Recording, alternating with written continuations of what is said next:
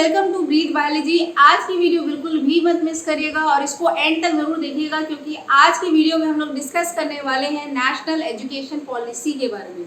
इसका नाम आप 2 दिन से सुन रहे होंगे। ये क्या है पॉलिसी, क्या करने वाली है? तो सबसे पहली चीज मैं आपको ये बता दूं, ये हमारे एजुकेशन सिस्टम में रेवोल्यूशन लाने वाली है। हम देखेंगे एक बहुत बड़ा गैप हो गया 34 ईयर्स का, उसके बाद अब जाके हम देखेंगे जो इंडिया का एजुकेशन सिस्टम है वो रीडिफाइन होने वाला है। और वो कहते हैं ना, बेटर लेट देन नेवर, वही वाली चीज़ है। हमारे एजुकेशन सिस्टम को अब जो है एम्ब्रेस करने वाला है ये progressive national education policy.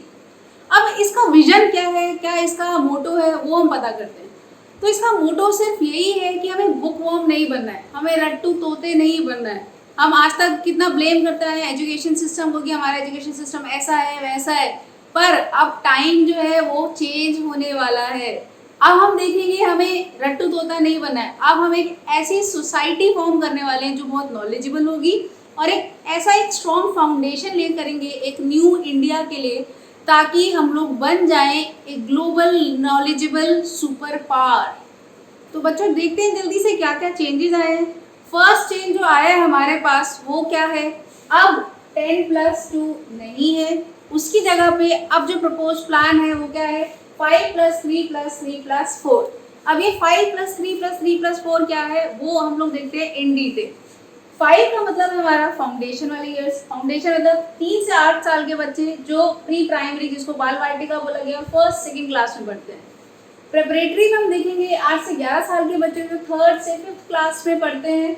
Mid school में हम देखेंगे 11 से 14 साल के बच्चे जो 6th से 8th क्लास में पढ़ते हैं। और लास्ट हम देखेंगे सेकेंडरी, जो 14 से 18 साल के बच्चों के लिए जो 9th से हम देखेंगे 12th क्लास तक पढ़ते हैं। तो ये कुछ हमें एज ग्रुप में डिवाइड कर दिया है। अब इसमें क्या प्रपोज किया है वो देखते हैं। तो सबसे पहले हम देखते हैं फाउंडेशन में, यहाँ पर जो है उन पर हम क्या एम्फसाइज करेंगे, एक्टिविटी बेस्ड। उनका सारा जितना भी पढ़ाई होगी वो एक्टिविटी बेस्ड होगी। स्पोर्ट्स को यहाँ पे हम देखेंगे बहुत ज़्यादा प्रेफरेंस दी जा रही है। अब इसका रीज़न क्या है, एक होलिस्टिक अप्रोच है इस पॉलिसी की।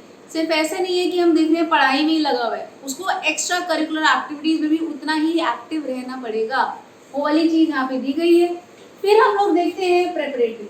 प्रेपरेटरी में हम देखेंगे जब ये 3rd से 5th क्लास में आएगा तब इसके सामने हम इंट्रोड्यूस करेंगे कुछ सब्जेक्ट जैसे science, math, social studies, humanities, ये सारे जो सब्जेक्ट्स हैं यहाँ पे इंट्रोड्यूस करे जाएंगे। एक चीज़ जो यहाँ पे ध्यान रखनी है, 5th क्लास तक के बच्चों के लिए जो उनका रीजनल लैंग्वेज है उसी में पढ़ाना है।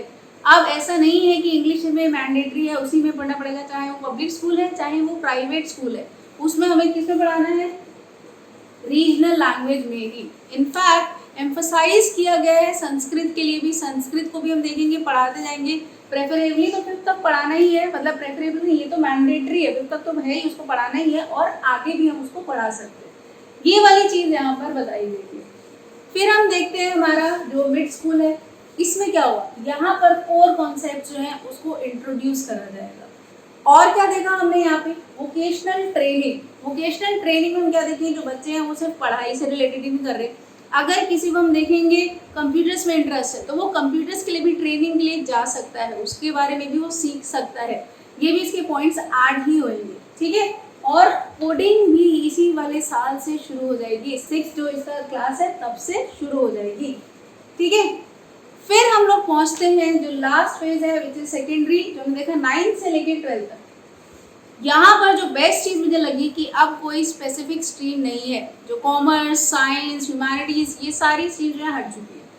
कोई भी आप कॉम्बो जो है उसको चूज़ कर सकते हैं। फिजिक्स के साथ आप ले रहे हो, बेकिंग का ले रहे हो, या केमिस्ट्री के साथ आप ले रहे हो, फिजिकल एजुकेशन, कोई भी कॉम्बिनेशन आप चाहो वो ले सकते हो, यहाँ पे कोई भी रोक टोक नहीं है, ठीक है। तो ये एक बहुत अच्छी चीज़ जो मुझे लगी कि कोई सा भी कॉम्बो हम चूज़ कर सकते हैं। नेक्स्ट क्या चीज़ देखी गई कि यहाँ पर जो है अब जो भी हमारे टेस्ट होंगे जो भी वो केस में होंगे, सेमेस्टर्स में होंगे। तो 6 मंथ्स में इसको डिवाइड कर दिया जाएगा और फिर इसमें टेस्ट होंगे। अब बात करते हैं सबसे ड्रेडेड चीज़ होती है बोर्ड्स। तो बोर्ड्स के नाम पे बच्चे बहुत डरते हैं। बोर्ड्स में देखो बच्चों क्या चेंज आ गया, बोर्ड्स में ये बोला गया है कि बोर्ड्स होने वाले हैं अब कंपैरेटिवली ईजियर। और इजी होने के साथ देखो इसमें सिर्फ वही अगेन रटना नहीं है, या जो लास्ट मिनट में पढ़ लिया पेपर दे के आ गए, मार्क्स अच्छे आ गए, उस वाली चीज़ में हमें एम्फेसाइज नहीं करना, इसलिए क्या किया गया है यहाँ पे, हम देखेंगे ऑब्जेक्टिव भी दिया जाएगा और सब्जेक्टिव क्वेश्चंस भी मिलेंगे हमारे बोर्ड्स में। तो ये तो भाई 5+3+3+4 हमारा डिवीजन था। अब जो पूरा फ्रेमवर्क है एजुकेशन के लिए वो क्या है वो देखते हैं। स्कूल लेवल पर जो फ्रेमवर्क सेट किया है वो जल्दी से देखते हैं। फर्स्ट इसमें हम देखेंगे कि जो गर्ल एजुकेशन है उसको प्रमोट किया जाएगा, ठीक है। सेकेंड हम देखेंगे कम से कम 3 लैंग्वेज तो लर्न करनी चाहिए, मल्टी लिंग्विस्टिक यहाँ पे हम देखेंगे सबको बनना पड़ेगा, और इसमें से एटलीस्ट 2 ऐसी लैंग्वेज हो जो इंडियन हो, ठीक है। फिर हम देखेंगे जो NCERT है जो इतनी पुरानी हमारी चली आ रही है उसको फिर से रिफॉर्म किया जाएगा, और हम देखेंगे नेक्स्ट क्या देख रहे हैं, एक फिक्स फीस रहेगी। अब इसमें कोई भी दिक्कत नहीं है, हर जगह पे एक फिक्स फीस होगी, चाहे वो गवर्नमेंट स्कूल होगा चाहे वो प्राइवेट स्कूल होगा, ठीक है। और जो बहुत अच्छी चीज़ है यहाँ पे मेरे को दिखी वो है बैगलेस डेज। तो यहाँ पर हम देखिए एक्टिविटीज़ को प्रमोट किया जाएगा रादर देन उस टाइम पे पढ़ाई, और भी बहुत सारी चीज़ें एक स्किल्स जो होती हैं उनको डेवलप करवाया जाएगा हमारा बैगलेस डेज में। फिर देखते हैं एग्जाम्स कब कब होंगे, वो कब होंगे 3rd में 5th में और 8th क्लास में होंगे। इसमें समेटिव एग्जाम होंगे, बाकी सारी क्लासेस में क्या होगा भी फॉर्मेटिव एग्जाम्स होंगे। फॉर्मेटिव मतलब यहाँ पे हम क्या देखते हैं वाइवा टाइप का होगा, ठीक है, ये चीज़ हो गया। बाकी देखते हैं अब डिजिटलाइज होने वाला है सब। डिजिटलाइज कैसे हम देखेंगे, यहाँ पर जो कोर्सेज है ई कंटेंट मिलेगा इन 8 मेजर लैंग्वेजेस, ये ध्यान रखना है आपको, ठीक है। और NIOS national institute of open school ये भी क्या करेगा, यहाँ पे ऐसे लेवल ऑफर करेगा जैसे हम देखते हैं 3rd 5th और 8th क्लास में होते हैं, उसी टाइप के लेवल इनके भी सेट होंगे, ठीक है। फिर एक जो बहुत बढ़िया चीज़ लगी मेरे को वो क्या है, 360 डिग्री असेसमेंट होगा रिपोर्ट कार्ड का।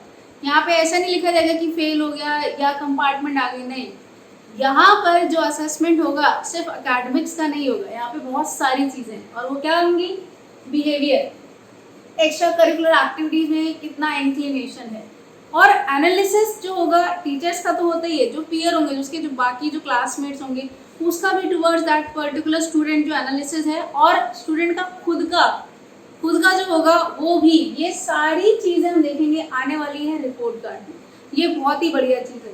तो ये सारी चीज़ें जो हमने देखी ये थी स्कूल लेवल तक की। अब हम देखते हैं कॉलेज में क्या क्या चेंज है, कॉलेज लेवल पे क्या क्या चेंजेस आने वाले हैं। अगर आपको लगता है आपके 12th के मार्क्स सेटिस्फैक्ट्री नहीं है तो सारे बच्चों को क्या देना पड़ेगा, एक कॉमन एंट्रेंस टेस्ट, लेकिन ध्यान रखना ये ऑप्शनल है। इसमें क्या आप देखोगे, अगर आपके 12th के मार्क्स अच्छे नहीं है, आपने ये दिया, इसमें आपने अच्छा परफॉर्म किया, तो दोनों के मार्क्स क्यूमुलेटिव लेकर एक अच्छा कॉलेज आप लोगों को मिल सकता है, ठीक है। ध्यान रखना है ये ऑप्शनल नहीं है। और एक जो बहुत इंटरेस्टिंग चीज़ थी वो है एंट्री एंड एग्जिट। इसमें क्या होता है बच्चों, कभी कभार कुछ ना कुछ ऐसे कंडीशंस हो जाती है कि बच्चा जो होता है उसको फर्स्ट ईयर के बाद ही ड्रॉप करना पड़ता है, सेकेंड ईयर के बाद छोड़ना पड़ जाता है कॉलेज, या 3rd ईयर के बाद छोड़ना पड़ जाता है, ऐसा हो जाता है। अगर कोई ग्रेजुएशन है 5 साल की 4 साल की तो उसमें ऐसा हो सकता है। अब इस केस में क्या होगा, अगर उसको दोबारा वो कोर्स करना तो स्टार्टिंग से एनरोल करना पड़ेगा, उसकी इतने सारे ईयर्स की जो पढ़ाई थी वो वेस्ट गई। अब ऐसा नहीं होगा, तो क्या प्रपोज किया है, जो ग्रेजुएशन होगी वो गया तो 3 साल की या 4 साल की। अगर फर्स्ट ईयर के बाद जो बच्चा है उसने ड्रॉप किया तो उसको एक सर्टिफिकेट दिया जाएगा। सेकेंड ईयर के बाद अगर उसने ड्रॉप किया तो उसको मिलेगा एक डिप्लोमा। 3rd ईयर के बाद अगर उसने ड्रॉप किया तो उसको एक बैचलर डिग्री मिल जाएगी। और अगर 4th ईयर के बाद जब उसने छोड़ा उस टाइम पर उसको बैचलर डिग्री के साथ एक रिसर्च सर्टिफिकेट भी मिलेगा अगर उसने रिसर्च की हुई है। तो ये वाला मेरे को पॉइंट बहुत अच्छा लगा। इसमें देखिए कितनी सारी प्रॉब्लम्स जो है बच्चों की रिजॉल्व हो सकती है जिनको बहुत कंडीशंस की वजह से छोड़ना पड़ जाता है। आगे देखते हैं। अब देखो एक और क्या चीज़ है, एक ही साथ जो बच्चे हैं वो डिफरेंट कोर्सेज में एनरोल करा सकते हैं। पहले ऐसा नहीं हो पाता था कि 2 कोर्सेज में एक साथ एनरोल करा लें, लेकिन अब जो है एनरोल करा सकते हैं। और इससे देखो पता क्या होगा, एक है हमारे पास एकेडमिक बैंक ऑफ क्रेडिट। तो अगर आप कोई दूसरा कोर्स पढ़ रहे हैं तो उसके पॉइंट्स भी ऐड होते जाएंगे और फाइनली लास्ट में जो फाइनल डिग्री होगी उसमें ये सारे पॉइंट्स ऐड होंगे, फिर आपको डिग्री मिलेगी। तो ये तो बहुत मज़ेदार चीज़ लग रही है मेरे को।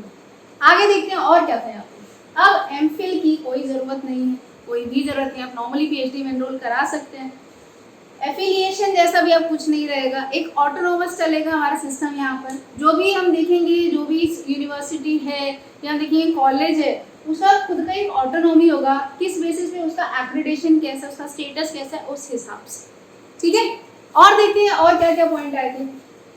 ये देखिए म्यूजिक, आर्ट, लिटरेचर, इन सब को भी प्रमोट किया जाएगा। जो साइंस की जो हम देखेंगे कितने कॉलेजेस हैं उनमें भी इन सारी चीज़ों को प्रमोट किया जाएगा। और ऐसा नहीं सिर्फ साइंस में किया जा रहा है, जो आर्ट्स के कॉलेजेस होंगे उसमें हम क्या देखेंगे, वहाँ पे भी साइंस के बारे में थोड़ा बहुत बच्चों को बताया जाएगा। तो ये सारी चीज़ें जो हमने देखी थी ये तो वही है कॉलेज में। अब कुछ अलग चीज़ें हम देख लेते हैं यहाँ पे हम लोगों के लिए क्या बेनिफिट होने वाला है। पहले हमें जीडीपी का परसेंट बहुत कम मिलता था, अभी को वो इंक्रीज हो गया है कितना, 6%। अब जो एचआरडी मिनिस्ट्री है वो कहलाने वाली है एजुकेशन मिनिस्ट्री। और जो हमारा ग्रॉस एनरोलमेंट रेशियो है ऐसा एक्सपेक्ट किया जा रहा है it will increase till 50% by year 2035। तो आप देख रहे हो कितनी बढ़िया चीज़ें होने वाली है। अगर ये सारी चीज़ें इम्प्लीमेंट हो जाएं तो कितना ही लिट होने वाला है हमारा एजुकेशन सिस्टम, आपको पता है। प्रपोज किया गया है ये सारी चीज़ें नेक्स्ट सेशन से स्टार्ट हो जाएंगी। लेट्स होप कि ये जल्दी से हो जाए, क्योंकि हमारा एजुकेशन सिस्टम बहुत ही बढ़िया होने वाला है, एट पार होने वाला है with foreign universities. I hope आपको ये सारी चीज़ें बहुत अच्छे से समझ में आ गई हैं। अगर कुछ भी डाउट है तो आप मुझसे कॉमेंट में पूछ लीजिए। Thank you.